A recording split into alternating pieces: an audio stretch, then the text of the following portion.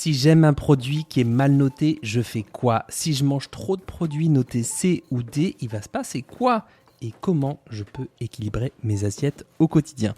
Bienvenue dans cet épisode de Nourrissant. Dans l'édition de la semaine dernière, on a vu ce que c'était le Nutri-Score, comment il était calculé, s'il était obligatoire, indépendant ou pas, et surtout si le fait de choisir des produits notés A ou D, eh bien, ça avait une incidence sur votre santé au long cours.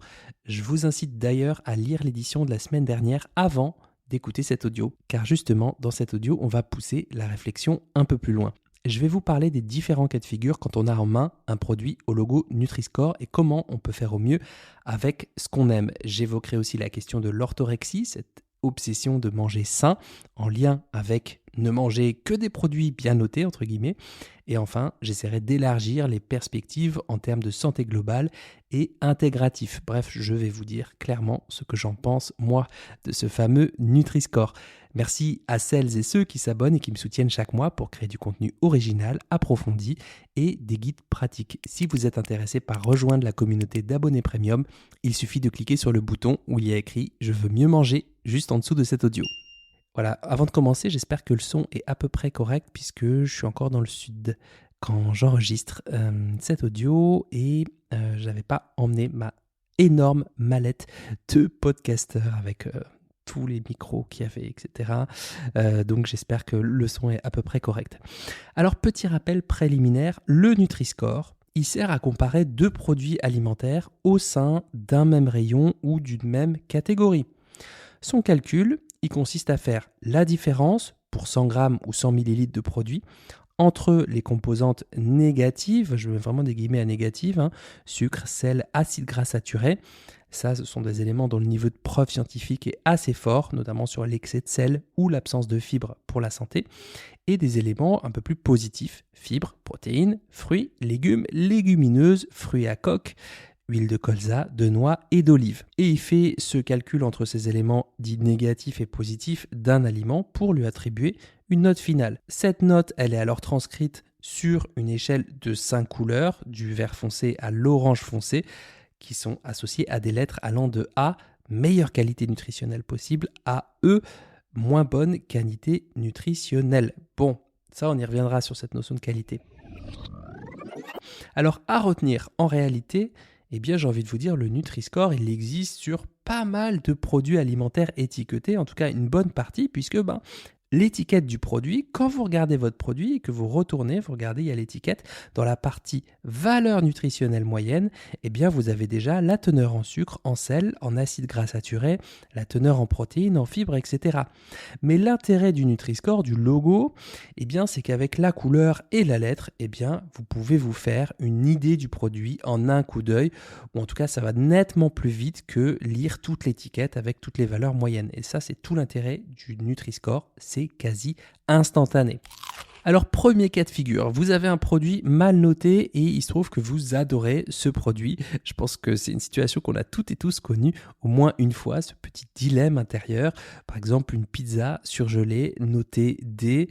Bien là, j'ai envie de vous dire, c'est à vous de mettre le curseur selon vos habitudes de consommation. Je fais un petit rappel, le Nutri-Score tient compte de la teneur en aliments et nutriments à encourager et à limiter.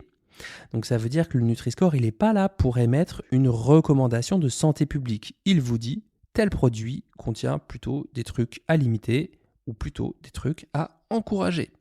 Je schématise, bien sûr. Il ne vous dit pas, si vous mangez ça, vous allez mourir demain ou augmenter drastiquement votre risque pour la santé.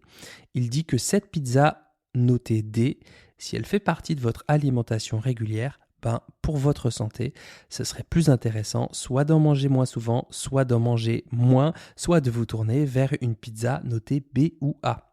Ma reco perso là-dessus, c'est que si vous appréciez cette pizza qui est notée D, ou tout autre produit noté vers le orange foncé. D'ailleurs, je vous rappelle que à la base, le Nutri-Score, il devait être rouge pour la couleur E.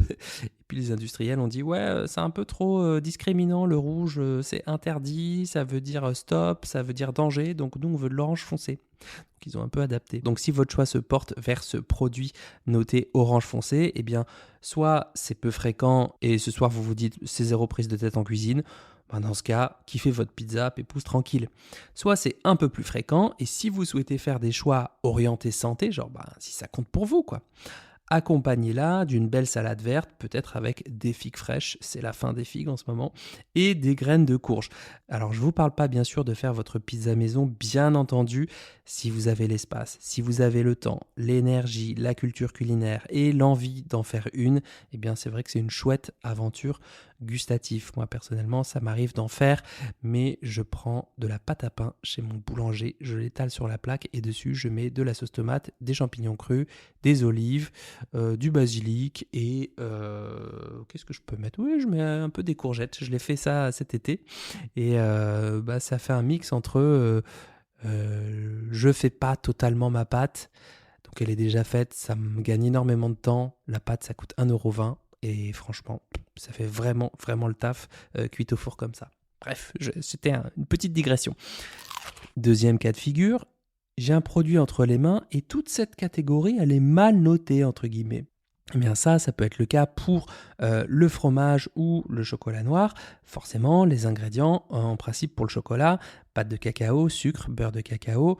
Donc même pour la recette de base, sans ajout, même s'il n'est pas transformé, eh bien c'est assez riche sur le papier en acides gras saturés et en sucre, parfois jusqu'à 50% du produit, voire plus. Donc ça, c'est logique qu'il écope d'une mauvaise note.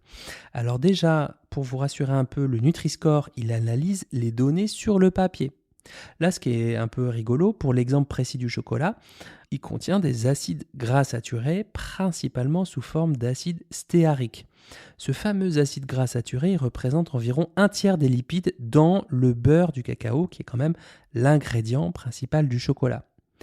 Et contrairement à d'autres acides gras saturés, cet acide stéarique, il a des effets différents sur la santé cardiovasculaire, puisque lorsqu'il est métabolisé par le foie, eh bien une partie de cet acide stéarique est convertie en acide oléique, qui est un acide gras monoinsaturé, assez bénéfique au niveau cardiovasculaire, et c'est le même acide gras qu'on retrouve également dans l'huile d'olive. Et c'est en partie pour ça que la consommation modérée de chocolat noir, plutôt la dégustation, j'aime pas le mot consommation, dégustation modérée de chocolat noir, eh bien n'est pas associée aux effets négatifs typiques des acides gras sur le cholestérol sanguin.